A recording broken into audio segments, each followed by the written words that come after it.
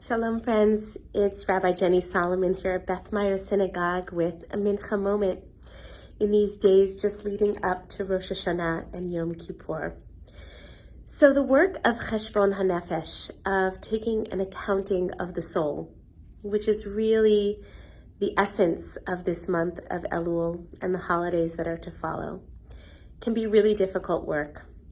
It's challenging to look back at our year and to see with very clear eyes the ways in which we have fallen short, made mistakes, and caused harm, even unintentionally. That work of emet, of truth, of clear seeing, can be really, really difficult.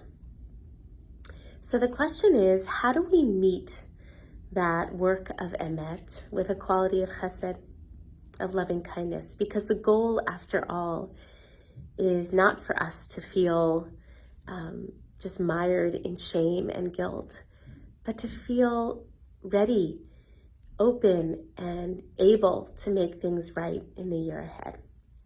One of the things that we do throughout our prayers during the High Holy Days, when we arrive at the section in which we say, Al chet shechatanu lefanecha, for this sin that we've committed, we ask forgiveness, is to beat our chests.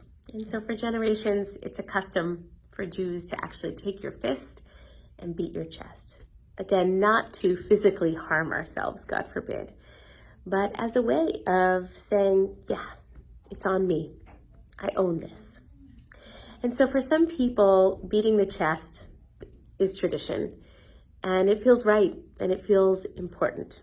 So I don't want to discourage that. But I want to offer up two other possibilities. Because for some people, especially those of us who have a strong inner nature to be punitive with ourselves, that beating of the chest can feel hard, unnecessarily hard, and hard in an unhelpful way. So here are two alternatives. The first is a teaching, I believe, from Rabbi Zalman Schachter Shalomi. May he rest in peace. And he suggested that we tap our hearts. So it's a more gentle physical gesture as a way of awakening the heart, of saying open, open, cracking the heart, so to speak, but not beating it. So I think that's a beautiful gesture that we might consider.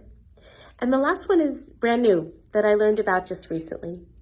In American Sign Language, in ASL, when you want to express the sentiment, I'm sorry, which is really the heart of the Al Chet prayer, the ASL sign is to make an S with your fist, and then just to move it in a circular motion over your heart.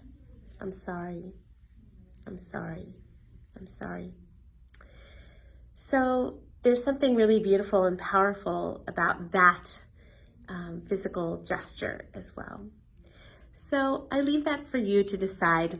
You know, Judaism, part of what I believe makes our tradition so beautiful is the multivocal nature of Torah, the ways in which different traditions and voices, give us such a rich and robust set of options for how we move through this communal and collective experience. So whether you beat your chest or tap your heart or express your sorrow and sincere apology and regret with a circular motion, thank you to our ASL community for that offering. These are all different ways to ultimately to express what is deep in our hearts. So I wish us all continued strength and courage for that clear seeing. May we have the wisdom to see our faults and our mistakes, but also to hold them gently so that we can do better in the year to come. Wishing everyone a Shana Tova U'Mituka, a good and sweet new year. Shalom. Peace.